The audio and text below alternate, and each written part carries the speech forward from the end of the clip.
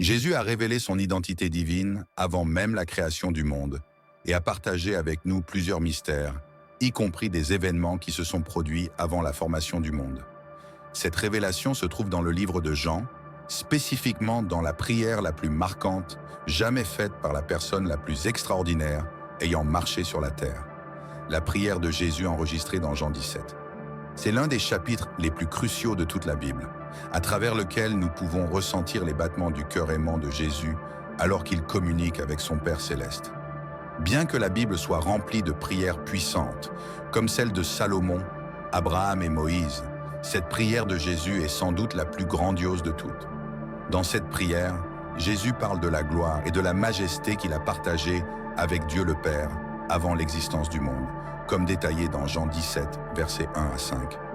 Lorsque Jésus prononça ces paroles, il leva les yeux vers le ciel en prière et dit « Père, l'heure est venue, glorifie ton Fils afin que ton Fils te glorifie, comme tu lui as donné autorité sur toute l'humanité, pour qu'il accorde la vie éternelle à tous ceux que tu lui as donnés. Voici la vie éternelle, qu'ils te connaissent, toi, le seul vrai Dieu, et Jésus-Christ que tu as envoyé. Je t'ai glorifié sur la terre, en accomplissant l'œuvre que tu m'as donnée à faire. Maintenant, Père, glorifie-moi auprès de toi de la gloire que j'avais auprès de toi avant que le monde n'existe. » Avant la création de la terre, Dieu existait déjà, partageant sa majesté avec son Fils, comme le rapporte le livre de la Genèse. La Genèse contient de nombreux commencements, y compris la création de l'homme et des autres créatures. Cependant, Dieu n'a pas de commencement. Il était présent depuis le début de la Bible, lors de la création de l'univers. Avant l'existence de notre univers, quelque chose ou quelqu'un d'éternel devait exister, et la Bible montre clairement que cette personne est Dieu. Les Écritures nous le montrent dans divers passages, enseignant que Dieu est éternel dans son être, c'est-à-dire qu'il a toujours existé et existera toujours. Dans le premier chapitre de la Genèse, le terme singulier « il » est remplacé par le pluriel « Elohim », qui signifie « trois » ou plus. Ainsi, la première phrase de la Bible, dans la Genèse, utilise un nom pluriel avec un verbe singulier. Certains pourraient affirmer que cela est grammaticalement incorrect, mais logiquement correct, suggérant que Dieu est trois en un. La prière authentique révèle souvent l'intérieur d'une personne, et Jean 17 est une opportunité unique pour comprendre la nature du cœur de Jésus. Dans cette prière, Jésus aborde de nombreux thèmes développés tout au long de l'Évangile, tels que la gloire, la glorification, l'envoi, la croyance, le monde et l'amour. Jésus demande à être glorifié en disant « Père, l'heure est venue, glorifie ton Fils afin que le Fils te glorifie aussi. » Avant ce moment, l'heure de la glorification de Jésus n'était pas encore arrivée.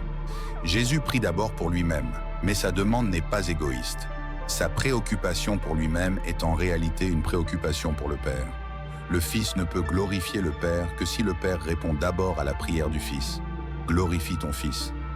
Jésus n'a pas attendu l'œuvre sur la croix pour glorifier Dieu le Père. Toute sa vie sur terre a été une glorification, passant par ses années de silence d'obéissance à Nazareth, glorifiant à travers sa foi, son obéissance et son travail pendant ses années de ministère terrestre. Chaque sermon prêché, chaque personne aveugle ou malade guérie, chaque instruction et formation pour les disciples, chaque confrontation avec les chefs religieux corrompus, chaque question répondue et chaque touche aimante ont glorifié Dieu le Père. Ensuite, nous lisons « J'ai achevé l'œuvre ». Jésus, avec confiance et certitude divine, a vu l'œuvre sur la croix comme déjà accomplie et a demandé au Père de le glorifier avec la même gloire que le Père possède. Sa prière n'était pas d'indépendance, mais de dépendance totale et continue envers Dieu le Père. Jésus parle de la gloire et de la majesté qu'il partageait avec Dieu le Père avant l'existence du monde. Il était conscient de sa préexistence et de sa nature, sachant qu'il y avait une gloire partagée entre Dieu le Fils et Dieu le Père dans l'éternité passée. Jésus n'aurait pas pu faire cette prière de manière honnête ou cohérente s'il n'était pas lui-même Dieu, en unité avec Dieu le Père, comme indiqué dans Ésaïe chapitre 42, verset 8, où Yahvé déclare qu'il ne partage sa gloire avec personne. La prière de Jésus est une supplication pour que le Père le reçoive à nouveau dans la gloire, pour laquelle il a sollicité pour accomplir sa mission. Cette pétition pour un retour à sa gloire originelle montre clairement sa préexistence et son égalité avec le Père, corroborant son affirmation qu'il et le Père sont un, comme enregistré dans Jean chapitre 10, verset 30. L'évangile de Jean met en évidence la gloire de Jésus tout au long de son récit. La vision de Jésus dans l'Apocalypse, enregistrée par Jean, met en valeur sa forme divine et comment il était. Jean décrit une scène puissante et incomparable avec Jésus vêtu comme le Fils de l'homme, avec une tunique jusqu'aux pieds et une ceinture d'or autour de la poitrine. Jean décrit la voix puissante de Jésus comme le son d'une trompette, l'identifiant comme l'alpha et l'oméga, le premier et le dernier, au début et à la fin de tout. Jésus, en s'identifiant à ses noms dans l'Apocalypse chapitre 1, verset 18, se déclare clairement Dieu. Jean décrit la vision de Jésus dans sa forme divine dans l'Apocalypse, soulignant sa majesté et sa gloire. Cette description inclut ses yeux comme des flammes de feu, ses pieds comme du bronze poli et sa voix puissante comme le son de nombreuses eaux. Les caractéristiques angéliques présentes dans la vision de Jean sur Jésus ne le placent pas au même niveau que les anges, mais mettent en valeur son immense grandeur. En résumé, la prière de Jésus dans Jean chapitre 17 et la vision de Jésus dans l'Apocalypse mettent en avant son identité divine, sa préexistence, son égalité avec Dieu le Père, sa gloire incomparable et sa victoire éternelle sur la mort. Ces récits révèlent la nature majestueuse et éternelle de Jésus, nous invitant à reconnaître sa souveraineté et à lui rendre adoration.